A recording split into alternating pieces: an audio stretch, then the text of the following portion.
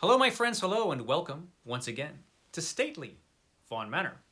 And today, it is the Robert E. Howard Show, another episode of the Robert E. Howard Show. Every week, I talk about Robert E. Howard. Lately, we've been talking about the Solomon Kane stories, and last week we talked about a story called Wings in the Night, which is a terrific Solomon Kane story, probably the best Solomon Kane story. Great horror story, and a very, very dark story. And it made me think about the darkness in Robert E. Howard's work. And I thought this might be a good time to pause and just talk a little bit about that, about the darkness in Robert E. Howard's work. Because that darkness permeates everything he wrote in the fantasy, horror, and a lot of his historical fiction as well. You know, Robert E. Howard, he wrote for a lot of different reasons. One was to make money, of course. It was the 1930s in the Depression. He needed to make money. But he also wrote because it was his sole means of expression. It was the only way he had to express his feelings was through writing. And I think he expressed his feelings pretty sincerely. I mean, he would shout out the words of his stories as he was writing them. I don't think you do that unless you really feel what you're writing.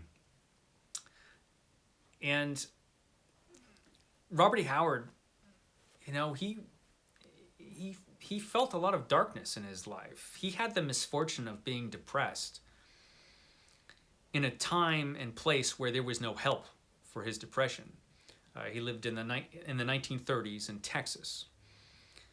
And there was nowhere he could go, really, for help. So he was left suffering with his depression and his feelings of isolation and loneliness. He didn't feel he fit in with the other people in his small little town. He was different. He was a genius, for one thing. An enormous talent. But that set him apart. It's one of the things that set him apart. And a lot of those feelings that he had, he put into his work, and they affected how he viewed the world. And he viewed the world in a very dark way. And I started to think about some of this recently. At the time I'm recording this, it's February, and we've got the February fantasy stories going on the BookTube, which was created by the Bookish Bryants, which is a reading event created by the Bookish Bryants. And every week there's a different theme. And for week 2, it was sword and sorcery. So I picked up this anthology. This is an anthology called Swords Against Darkness, which was edited by Andrew J. Offit. It's a pretty good anthology, actually. Most of the stories in this are pretty good. But the first story in here is a story by Robert E. Howard. It was completed by Andrew J. Offit because Robert E. Howard did not finish the story. Andrew J. Offit was an interesting guy. Best known, I think, for writing tons and tons of paperback porn, which apparently was a thing back in the 70s. But he also liked science fiction and fantasy, so he put together this anthology. And he decided to put this Robert E. Howard story, which was unfinished, into it. This story is an interesting one. It's called Necht Semerket. And it's interesting for a couple of different reasons. First of all, it was a fantasy story in the weird tales tradition. And he wasn't writing much of that at this point in his life. This was close to the time of his death, and at that time he was writing mostly humorous westerns like his Breckenridge Elkins stories. But this is pretty much a weird tales type of story. It's also interesting because the hero isn't much of a hero. Hernando de Guzman is a conquistador who's just out to exploit people. And he is not painted in a flattering light at all. And the really interesting thing about this story is that in the beginning of the story, there's this section where de Guzman is wandering through the desert, and he's trying to work out in his mind whether it's even worth living or not. and he's musing about life and death. And because this story was probably one of the last things that Robert E. Howard wrote before he took his own life, it's hard not to read a lot into that. I'll read you just a little bit so you get a sense of what I'm talking about. He had taken many lives. He strove to keep his own, this man who had no illusions concerning existence. He knew what all men knew who had bared its core, and he licked his lips and said it now, for no ears save his own. The game is not worth the candle. We men rationalize the blind instinct of self-preservation, and we build glib air castles to explain why it is better to live than to die. While our boasted but ignored intellect is in every phase a negation of life. Ah, but how we civilized men hate and fear our animal instincts, as we hate and fear every heritage from the blind, squalling pit of primordial beginnings that bred us. Dogs, apes, even elephants he knew, obeyed instincts and lived only because instincts bade them. De Guzman had kept to himself what he had long since decided. Man's urge toward life was no less blind and reasonless. But, abhorring his kinship with those creatures that had the misfortune not to be made in the deity's image, having no prophets to declare it, he fondled his favorite delusion. Oh, of course we are guided solely by reason, even when reason tells us it is better to die than to live. It is not the intellect we boast that bids us live, and kill to live, but the blind, unreasoning beast instinct. Hernando de Guzman did not try to deceive himself into believing there was some intellectual reason then why he should not give up the agonizing struggle and place the muzzle of his pistol to his head, quit an existence whose savor had long ago become less than its pain. That's pretty dark and disturbing to read when you consider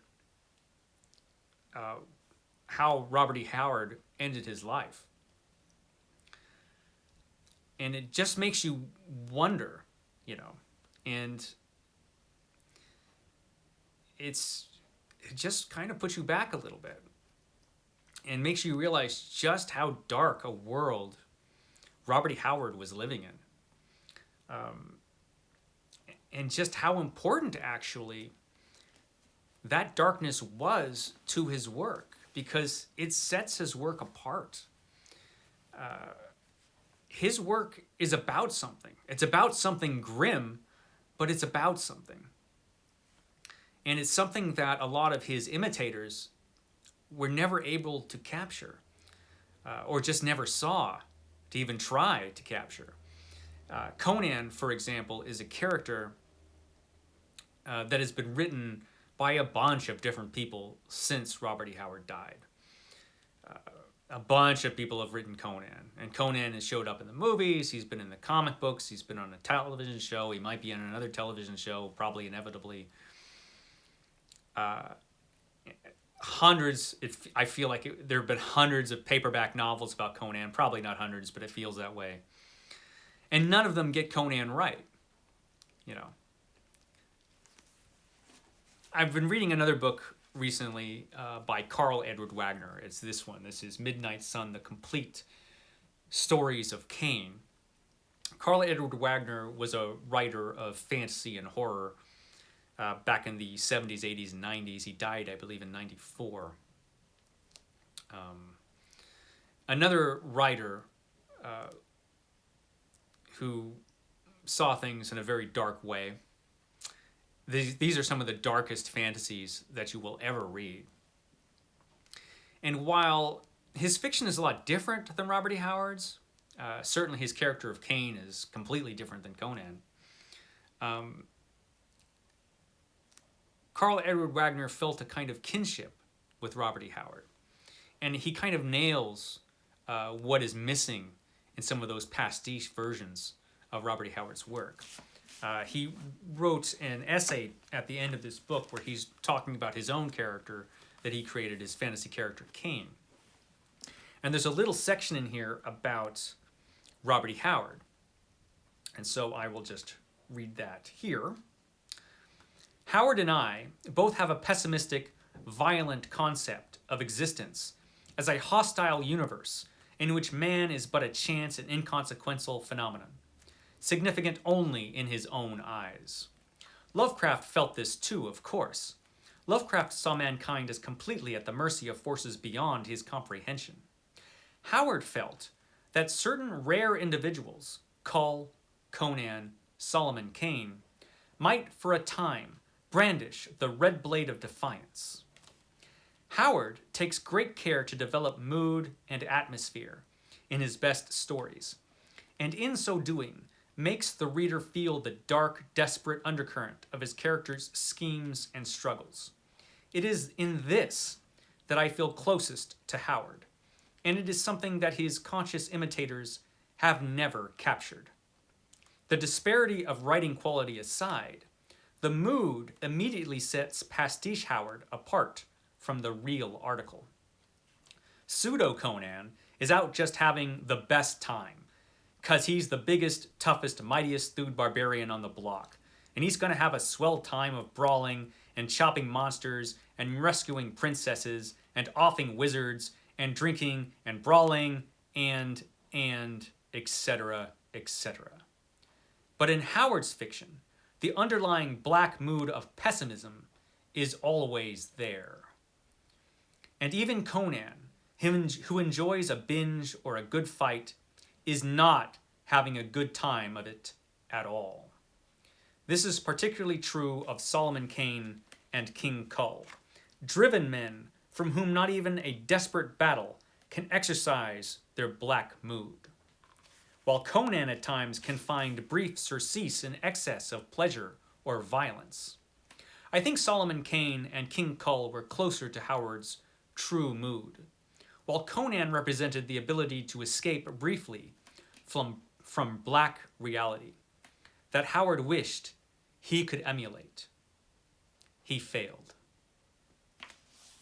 I think he nails it there, particularly when he's talking about the characters that Robert E. Howard was writing about. I do think he was a lot more like the characters of Solomon Kane, but especially the character of Kull, King Kull, who was a very brooding character, who would brood over life and the world and his own personal darkness.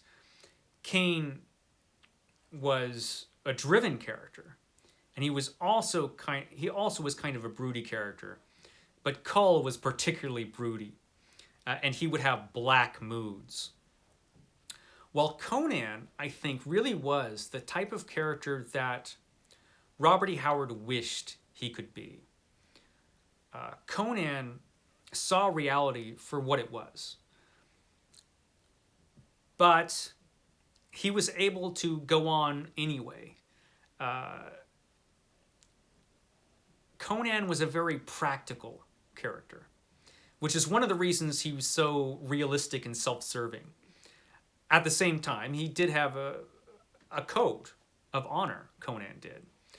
But he seems like a much more realistic type of character than a lot of the characters you'll see in fantasy fiction.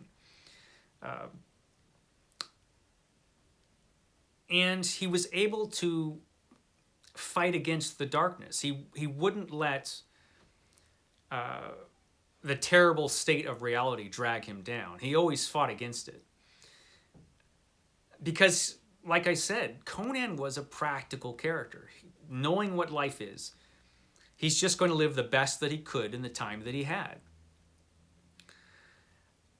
Unfortunately, Robert E. Howard was not able to do that. I think that he could see that that would be the thing to do. I really do believe he could have been more like, or he would wish that he could be more like Conan. And unfortunately, he was more like Kull. He wasn't able to battle past his own personal demons. They were just too much for him. But the darkness that he felt is a strong part of all of his work. It's a huge theme running through everything that he wrote. And it should be acknowledged because it is one of the things that did make it great. I would have preferred if Robert E. Howard could have been a happier person, and perhaps even at the cost of perhaps not being such a great writer. I think he would have been a great writer. I think he would have always have been an exceptional adventure writer because he just had that much talent. He just had a natural talent. But I do think that his depression and the darkness that he lived with did give his work some power that it would not otherwise have. And I think a lot of us as readers can respond to that. We see some of those feelings in ourselves, you know. We all have black moods. We all have depression to some degree or another at some time in our lives. And so I think we kind of respond to that part of his writing. And it's an important part. And like I said, I would have preferred if he could have lived longer, been happier, and maybe didn't write quite as great stories as he did. But things, you know, they are what they are, and they turned out the way they did. And the darkness in his stories, man, it's a big part of him. So I just thought I would acknowledge that and talk a little bit about it. I think that's all I have to say about it this week. But it is something, the darkness in his stories are something that we are going to come across time and time again. Because as far as Robert E. Howard's fantasy goes, it was a big part of it. And we're going to see it again next week when we talk about the next and the last Solomon Kane story. Okay, that's all I have for this week. I will catch you next time.